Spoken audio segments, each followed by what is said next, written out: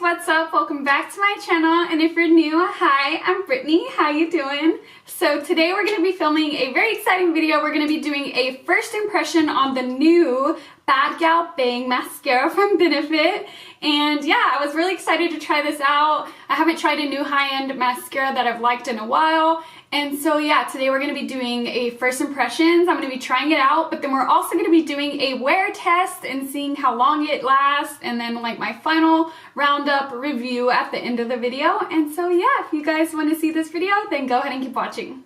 Okay guys, so I have all my makeup done except for lashes, but first I'm going to go ahead and read what it says on Ulta.com that the mascara is supposed to do. So it says Bad Gal Bang 36-hour full blast volumizing mascara creates massive volume without weighing down the lashes.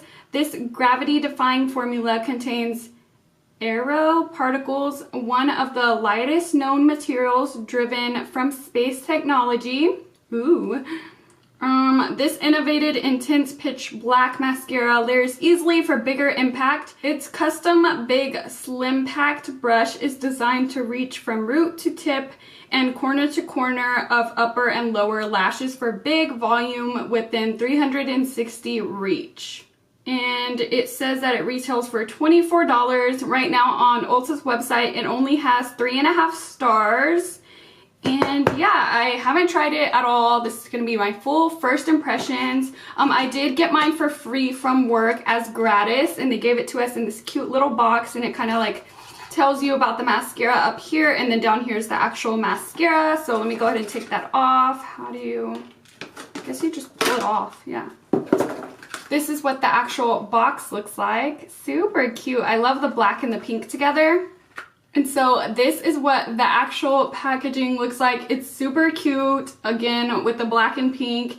And I love this like soft matte kind of touch. It feels kind of like the NARS packaging. I love it. I could just like rub this all day. I love the feeling. And I think it's super cute. But compared to other mascaras, it's very different packaging. And I like it so far. Okay guys, so I went ahead and zoomed you into my eyes, and as you can see, I didn't wear any winged liner today just because I want you to be able to see my lashes without any black behind it, because that could add kind of like a volume effect and like a winged out effect, and I just want you to see the lashes by themselves, if that makes any sense. But I haven't curled my lashes yet, so I'm just gonna go ahead and curl them just because I do this every time I do my mascara anyways. And so this is what my lashes are looking like on their own. Now they are kind of long, but they're not thick at all. So I really like thickening mascaras. I usually like natural haired brushes just because those give the most volume. Now this one's a rubber wand, and usually I don't like rubber wands just because they kind of give a lot of length but not a lot of volume. But this is claiming to be a volumizing mascara, so we're gonna see if it really is gonna volumize. I was playing with it at work because we had a training over the mascara, and I did notice that the wand itself is more flexible than other plastic wands. Usually they're really hard, and I feel like that kind of hurts the eye sometimes. So I like that this one has a flexible wand. I'll show you guys what I'm talking about later on. The only other mascara I've tried from Benefit is the Roller Lash, and I really like that one. It's good for length, but like I said, it's not very volumizing, so hopefully this will finally be one from Benefit that is volumizing. And so we're just gonna jump into it. Now I'm not gonna lie, I'm a little nervous just because I told the girl that works at Benefit at my work that I was gonna do a first impression over this, and she was like, don't do a first impression because you're not gonna like it, because it's hard to work with at first, but once you get the hang of it, you'll end up liking it. And so I'm a little nervous about like how I'm gonna use it, but hopefully it will be okay for this video. So I'm gonna go ahead and open it. So this is what the wand looks like. Like I said, it's a plastic wand, and it has kind of longer bristles on the bottom, and then they get shorter as they go to the tip. And then let me go ahead and show you guys what I was talking about. Hopefully you could see, but if you pay attention to the wand, it's very, very flexible. It kind of moves around really easily, and usually plastic wands aren't like that. So that's very interesting. Hopefully that will help with the whole volumizing.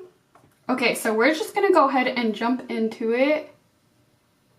Now, I didn't look up how you're like supposed to apply it.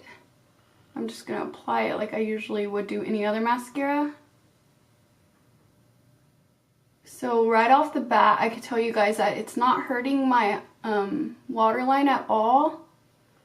like usually plastic wands do. And it's giving me a lot of length. Now it is getting a little clumpy, and I think that's it trying to add volume.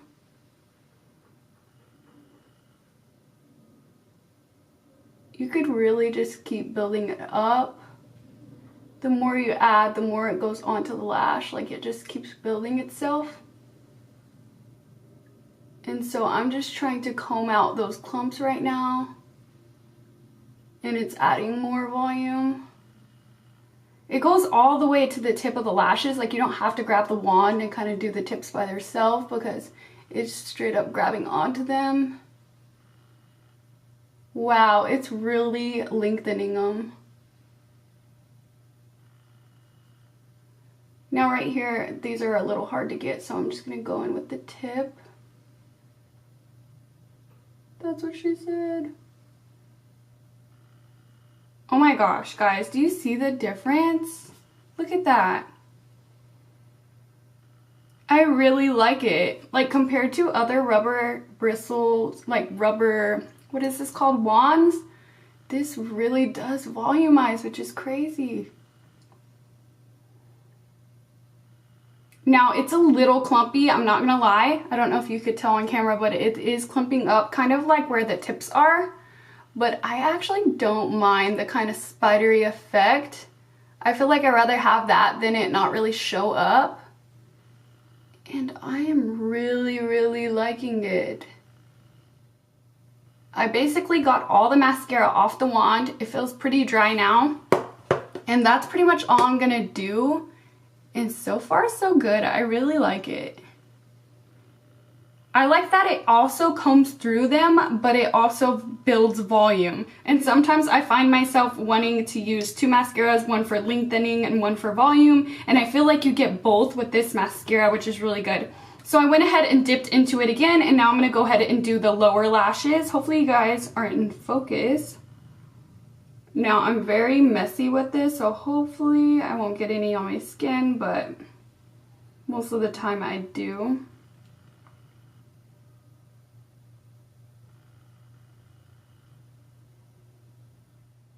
Now I am pretty surprised with this mascara just because I've been into drugstore mascaras lately. I've been liking them a little bit more than high end. And this is kind of blowing me out of the water. Now, on the lower lash line, I don't know if I like it. It's very clumpy. Do you see that? It's definitely volumizing, I could tell you that. But I'm gonna just try to comb out those clumps.